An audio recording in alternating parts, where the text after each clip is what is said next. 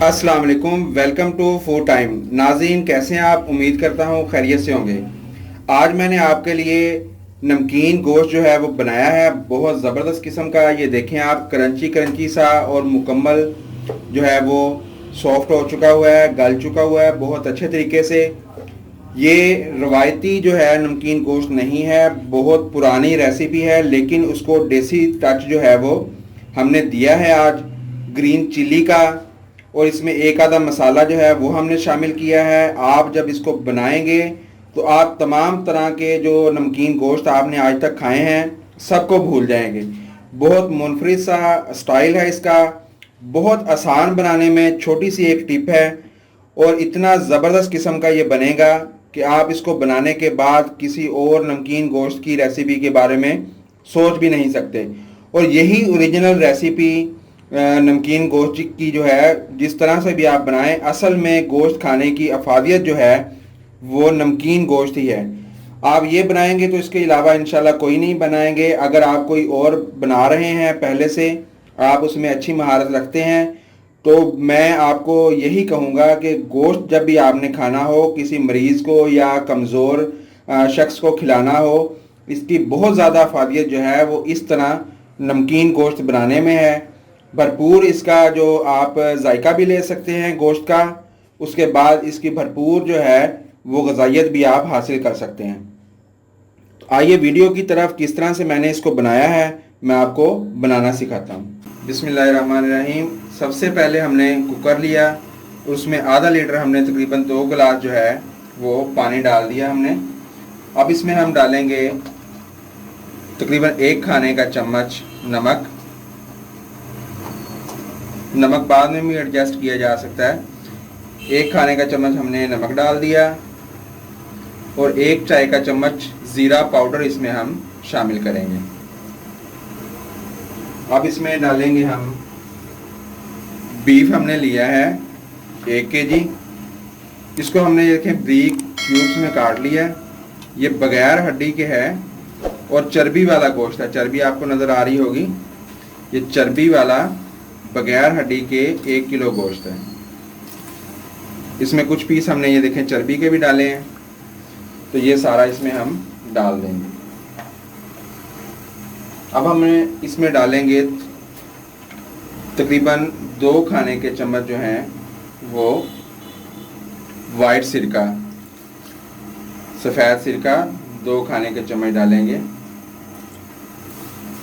इसका फ़ायदा ये होगा कि ये जो बीफ है हमारा, ये अपना कलर जो है वो ड्रॉप नहीं करेगा, कलर ज़ाया नहीं करेगा, वाइट वाइट सा रहेगा, खिला खिला सा, बेहतरीन सी लुक आएगी इसकी।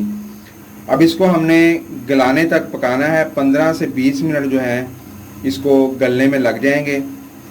इसको इसी तरह से हमने पकाना है। इसमें अब हम एक और चीज़ शामिल करेंगे जो आपने कभी पहले किसी नमकीन गोश्त में इस्तेमाल होती नहीं देखी होगी, वो है हरी मिर्च। बड़ी वाली हरी मिर्च लेनी है आपने।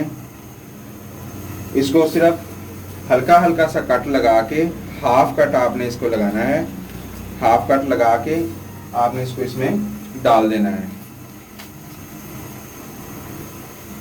इसकी एक बहुत अच्छी सी खुशबू और हल्का सा इसका जो जायका है वो गोश्त में से आएगा। बाद में हम इसको निकाल देंगे, सिर्फ इसको बॉयल होने तक हम इसमें रखेंगे। नाज़रीन, इसको तकरीबन हो गए हैं 17 से 18 मिनट। तो अब इसको हम देखते हैं कि हमारा जो गोश्त है वो कितना गल गया है। उसके बाद फिर आगे आपको मैं दिखाता हूँ कि ये किस हद तक गल चुका है और उसकी क्या कंडीशन है। ज़रा इसकी जो स्टीम है हम वो रिलीज़ कर दें। जी नाज़रीन, कुकर में से हमने इसको नॉन स्टिक कढ़ाई में डाल लिया है। अब इसमें से ये जो मिर्चें हमने डाली थी ये रिमूव कर देंगे, इनको निकाल कर एक साइड कर देंगे हम।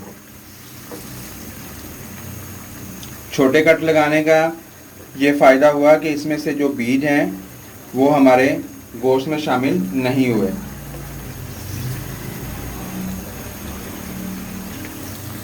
अब इसमें थोड़ा सा पानी है, इसका हाफ पानी जो है वो हम रिलीज़ करेंगे। रिलीज़ करने के बाद फिर इसमें घी जो है वो हम शामिल करेंगे।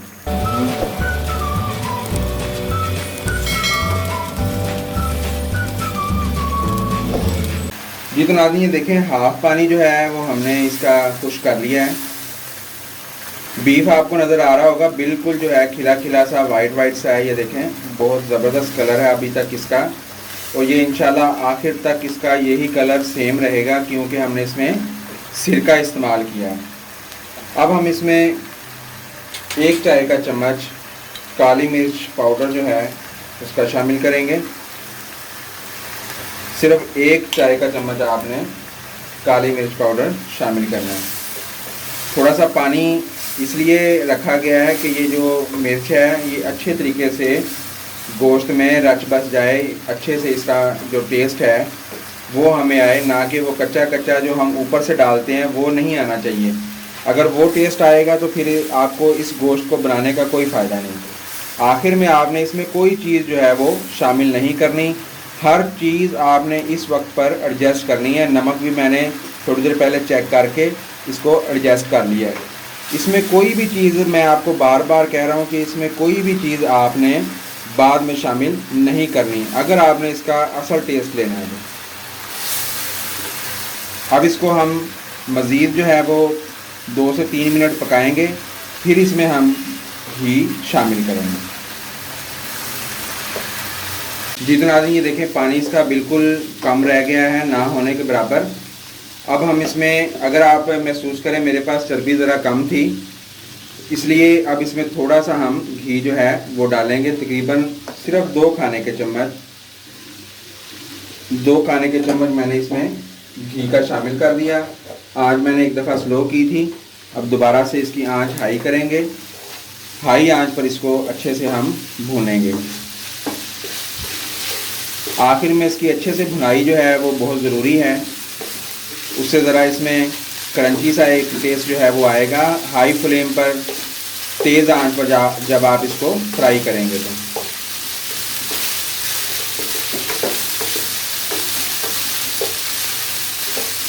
जी तो नाज़रीन ये देखें, 5 मिनट मैंने इसको हाई आंच पर जो है वो फ्राई किया है, और इसके ये आपको नज़र आ रहा होगा हल्की हल्की जो साइडों से जलने जैसी बोटियां जो हैं वो हो गई हैं। इसमें ये क्रंची सा हल्का सा टेस्ट आया है। तो इसी तरह से आपने इसको बनाना है, इंशाल्लाह बहुत मज़ेदार बनेगा। आप इसको जब बनाएंगे तो आप वाकई ही कहेंगे कि किसी ने हमें नमकीन गोश्त बनाना सिखाया था। आज की हमारी डिश जो है बिल्कुल रेडी है, खाने के लिए तैयार है। एज इट इज़ इसको आप सर्व करें। अगर आप चाहते हैं तो इसके साथ आप सादा राइस जो है वो बना लें, तो इसका टेस्ट जो है वो और बढ़ जाएगा। इसके साथ ही मैं आपसे इजाज़त चाहूँगा, अपनी दुआओं में मुझे याद रखिएगा। Thanks for watching. अल्लाह हाफिज़।